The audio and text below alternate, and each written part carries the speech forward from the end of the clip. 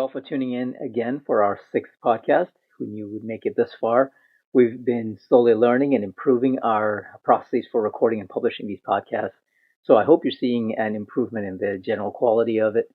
Today we don't have a guest speaker because I thought it'd be a great opportunity to give you guys an update and share some news with our community. First of all, thank you for being part of our community. We really appreciate you guys taking the time out to listen to some of the great stories of founders that we try to share on here. Despite an apparent lack of new boxes since the date that we launched, we do have a few irons in the fire. Let's start with our first update. We've been accepted into the Future of Food Venture Summit, which is an event put on by the City of Chicago's World Business Chicago Economic Development Organization. It's a fancy way of saying that it's an event where investors, corporations, and startups participate to showcase innovation happening in the food industry in Chicago. So if you're attending, please look us up. And that reminds me that just a general kind of call out for all those who are listening. If you know of a manufacturer who would benefit from having samples packaged and distributed, we'd love an intro. So give us a shout at admin@nakinoku.com. We'd appreciate it a lot. Not only were we accepted into the event as a startup, but we're also named as a vendor for the summit. So we'll be including our sample boxes into the swag bags, which are given out to attendees. We're working with some new vendors, so watch out for those samples to be made available on our website pretty soon. We've got spice mixes, which are like barbecue rubs, and we have some other interesting food innovations like a garbanzo-based bean butter. For those who don't want to try the nut butters, this is a brand new innovation that space. Amy's been working on it, and we believe that the samples will really help to sort of showcase that new innovation. Another hatchery business that we're working with, hopefully you'll hear from the founders very soon, is working on plant-based meats in the Chicagoland area, specifically whole cut, meat equivalent for chicken. I think is the first one that she's working on. So hopefully we'll be able to hear from her very soon as well. That brings to my mind all the great innovation that I saw when I was at the trade show, specifically the Winter Fancy Food Show. I remember so many new flavors and textures of food. You know, kelp-based salsa was a really interesting one for me. Great in terms of sustainability, but the fact that it didn't taste like kelp, it tasted like salsa. I think that was it's very important for food. When we talk about sustainability, that it tastes good first. I think I remember speaking about that with Alina as well. Mushroom products were another one that we heard a lot about. We often struggle to find sustainable ingredients because big factory style farms are often far away from the consumers. But mushrooms are something that can be grown in the urban environment. So that's really interesting innovation. Actually, that brings to mind, related to that, another thing that we're seeing as a trend in the industry is a lot of these urban vertical farming. And the reason that's interesting to me is because when you talk about sustainability, the truck miles, the miles that your food travels to get to your door, to your table, is kind of also impacting the flavor of the food. So a lot of the food that we eat today, when you talk about tomatoes, they don't taste like tomatoes because they're plucked very early to be able to survive the transportation process to the grocery store, then the whole time in the grocery store until someone picks it up and brings it home. So urban farming and particularly vertical farming has an opportunity there to improve the taste actually and the quality of the food that we and the produce that we eat because the shorter supply chain to get to your table, which means they can be plucked later on after the flavors have developed and enhanced over the life of that fruit, rather than being plucked early and artificially sort of kept ripening through the process of transportation. So the future looks bright for better quality produce to your fridge.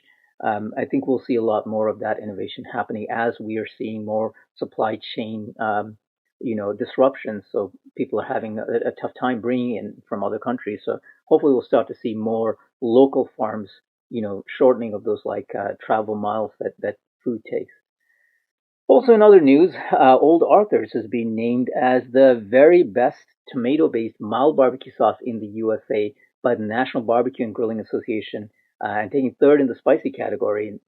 Old Arthur's rub was also recognized in the poultry rub category. So That's been a huge win, and we want to celebrate Udell's win there.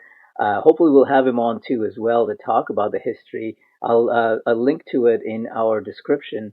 But Old Arthur's history is pretty much unparalleled in barbecue. It goes all the way back to before the Civil War, 1837.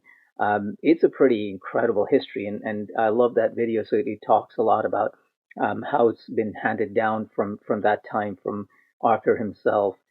Um, Next, I know that when we talk about our product set, I know a lot of people have asked us about the retail packs. Like, it's great to have the samples, but could you also buy retail versions of those little packs? Now, that's really interesting to us because we ourselves ran into that.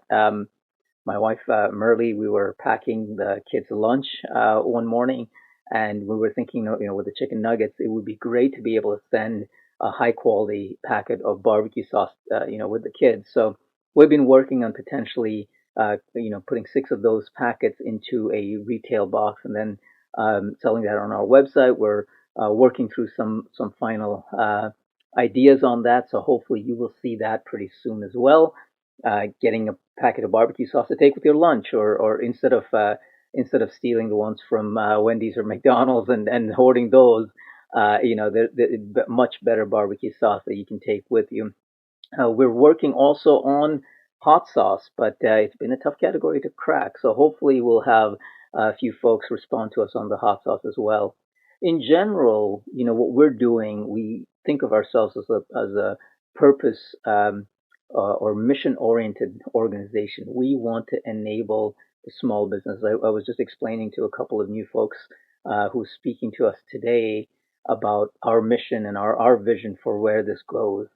Ultimately, the point of what we're doing is to enable the small businesses to get samples to the consumer so the consumers are comfortable then spending, oftentimes a premium cost for these locally made, small batch products. I think something that all consumers need to understand is when you're able to be like a Kraft Heinz, where you're making hundreds of thousands or millions of units, the unit cost of that goes down for a small producer, and similarly for a small sampling company, when you do things at a very small run, often hand, filled, for example, for small companies, the cost per unit is pretty high. So understand that when you decide to go local, one of the things you're going to face is that you don't have those economies of scale. So it is going to be a premium price product.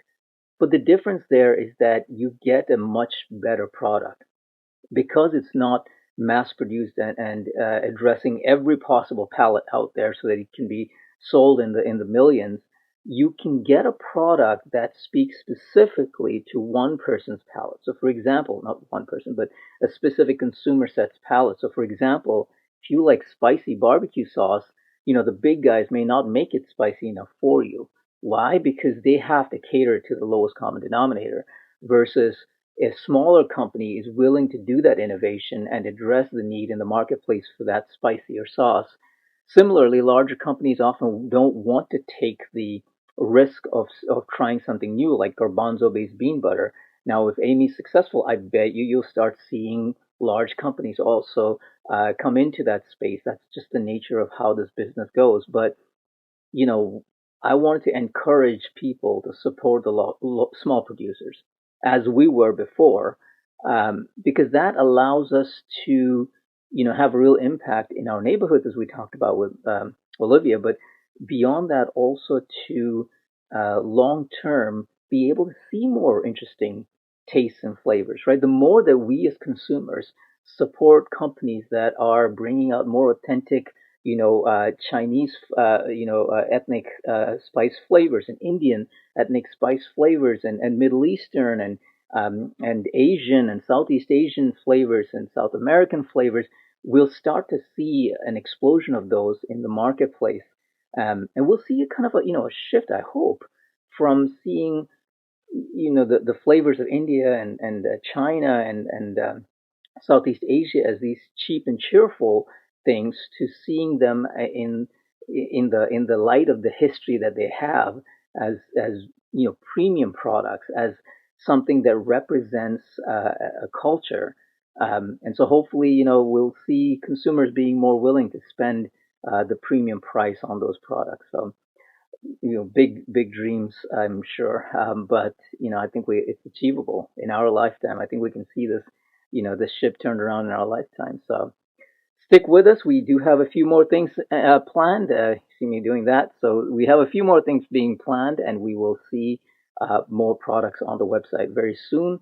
If there's any questions that you guys have about what we do and how we can have an impact on the world, or if something that you want to hear about, please give us a shout. We'd love to hear from you. We're always hungry for feedback, and that's a great point too. If you have any feedback on the website or on what we're doing, we'd love to hear from you as well. So thank you all for listening, and we will catch you next time around. It's only been 11 minutes on this podcast, but we'll give you another 10 minutes back in your day, and we'll see you next week.